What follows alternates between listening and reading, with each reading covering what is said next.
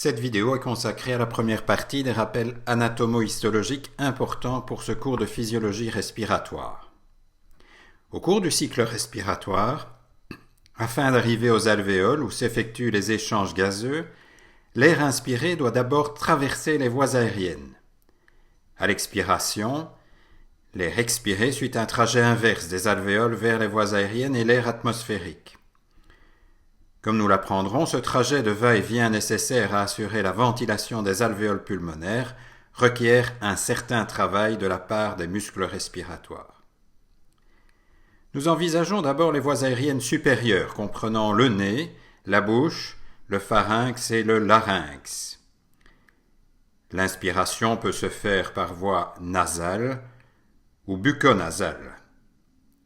Le nez a pour fonction de réchauffer et d'humidifier l'air. Cette fonction est favorisée par la surface importante des fosses nasales ainsi que leur riche vascularisation.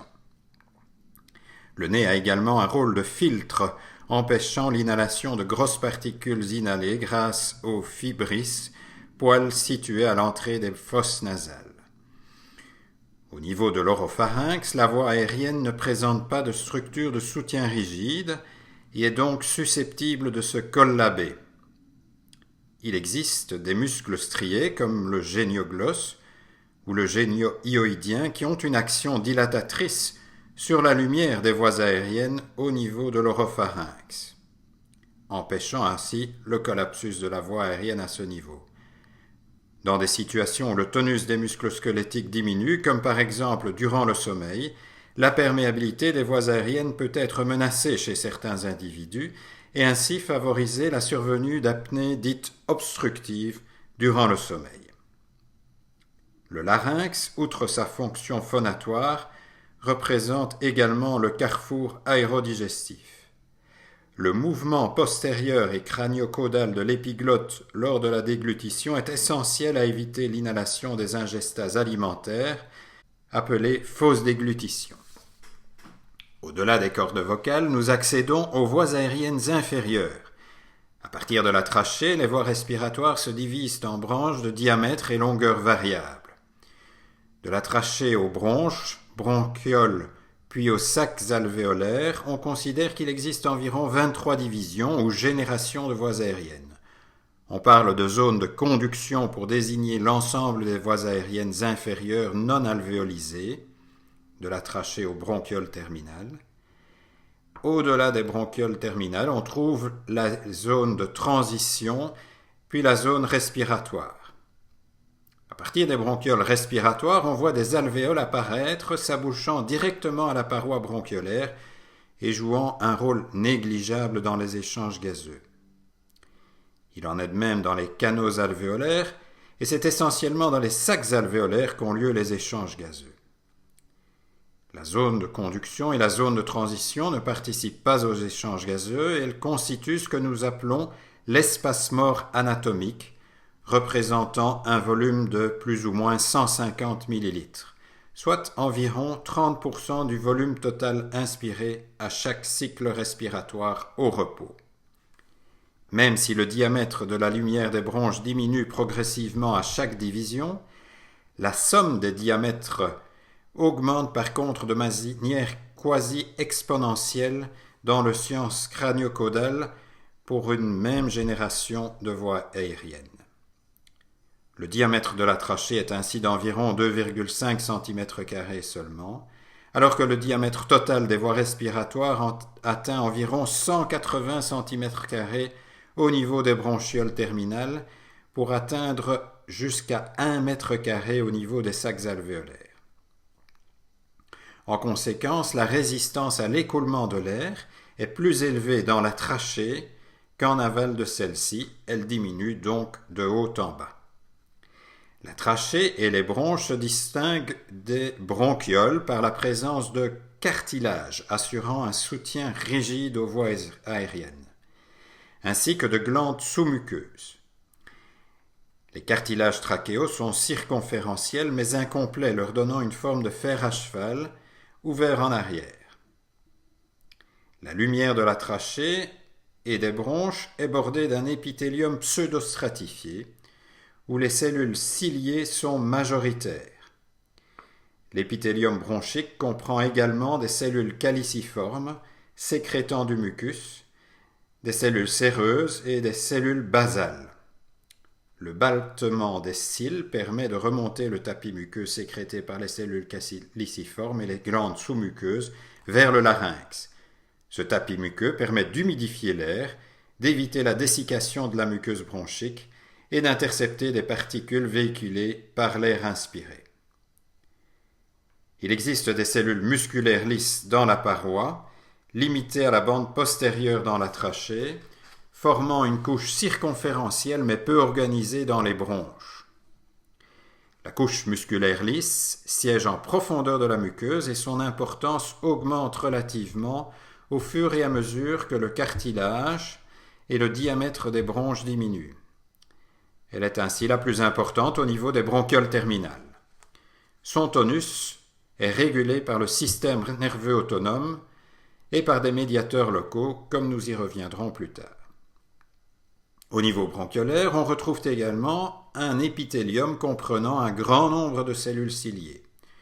On y trouve plus de soutien solide cartilagineux, il s'agit donc également d'une zone des voies aériennes susceptible au colapsus, c'est-à-dire une fermeture de la lumière de la voie aérienne comme au niveau de l'oropharynx. Nous verrons plus tard que les bronchioles sont maintenues ouvertes grâce à la pression de recul élastique du poumon, exerçant une traction radiaire via les attaches de l'interstitium interalvéolaire au niveau des parois bronchiolaires. Le muscle lisse bronchiolaire est mieux organisé, circonférentiel et susceptible, lorsqu'il se contracte, de réduire significativement la lumière bronchiolaire. Les bronchioles terminales sont la dernière génération bronchique sans alvéoles. L'ensemble des bronches non alvéolisées est appelée zone de conduction. Au-delà des bronchioles terminales, on pénètre dans la zone de transition avec les bronchioles respiratoires, puis la zone respiratoire avec les canaux alvéolaires et enfin les sacs alvéolaires où les alvéoles sont encorbellés par des capillaires pulmonaires. C'est la zone des échanges gazeux. Le réseau alvéolaire doit se concevoir comme un réseau en 3 dimensions de septas interalvéolaires ressemblant à un nid d'abeille, représenté sur l'image de gauche. Ce réseau dit interstitiel pulmonaire interagit mécaniquement avec les bronchioles via les attaches alvéolaires. Nous y reviendrons plus tard. La sinus pulmonaire est l'unité fonctionnelle du poumon et inclut toutes les structures se trouvant en aval d'une bronchiole respiratoire. La plus grande partie de la surface alvéolaire est tapissée par les pneumocytes de type 1. L'épaisseur minime de leur cytoplasme les rend particulièrement adaptés aux échanges gazeux. Les pneumocytes de type 2 sont, eux, cuboïdes, couvrant environ seulement 5% de la surface alvéolaire, et ils sécrètent le surfactant. L'espace séparant les pneumocytes de la membrane cellulaire des cellules endothéliales des capillaires pulmonaires est réduit à sa plus simple expression, contenant seulement quelques fibres élastiques et collagènes. Ainsi, l'épaisseur de ce que l'on appelle la membrane alvéolo-capillaire qui sépare l'espace alvéolaire de la lumière capillaire est très réduite, inférieure au micron, nettement inférieure à l'épaisseur d'une feuille de papier, comme représenté à l'écran. Les échanges gazeux s'effectuant par diffusion simple, le fonctionnement de l'unité fonctionnelle d'échange gazeux qu'est l'unité alvéolo-capillaire est donc rendu optimal. La loi de Fick, qui régit les échanges transmembranaires par diffusion simple, permet d'apprécier que le poumon remplit toutes les conditions pour permettre une excellente diffusion des gaz à travers la membrane alvéolo-capillaire. Le débit du gaz traversant la membrane considérée est en effet proportionnel à D, le coefficient de diffusion du gaz à travers la membrane qui dépend des propriétés du gaz ainsi que de la membrane à traverser, à S, qui est la surface de la membrane, à delta P, qui est le gradient de pression partielle du gaz de part et d'autre de la membrane à traverser, et inversement proportionnel à l'épaisseur de cette membrane. La surface alvéolaire totale est d'environ 80 mètres carrés, soit la taille d'un demi-terrain de tennis. Si l'épaisseur très réduite des septas interalvéolaires est un avantage indéniable pour assurer les échanges gazeux au niveau pulmonaire, elle n'est pas sans présenter certains inconvénients, puisque ces septas sont soumis à des contraintes mécaniques incessantes, associées à des tensions mécaniques, elles-mêmes liées aux variations des pressions intra-alvéolaires et intrapleurales au cours du cycle respiratoire. La faible épaisseur de la membrane alvéolo-capillaire la rend également plus perméable en cas d'augmentation de la pression hydrostatique dans les capillaires pulmonaires. Ceci survient en cas de défaillance ou d'insuffisance cardiaque gauche associée à une augmentation de la pression hydrostatique dans les cavités gauches et par répercussion dans les capillaires pulmonaires. Si cette pression hydrostatique devient supérieure à la pression oncotique régnant dans les capillaires pulmonaires, il existe alors un risque de transudation de liquide vers le compartiment interstitiel pulmonaire, voire ensuite dans le compartiment alvéolaire. C'est ce qu'on appellera l'œdème pulmonaire cardiogénique.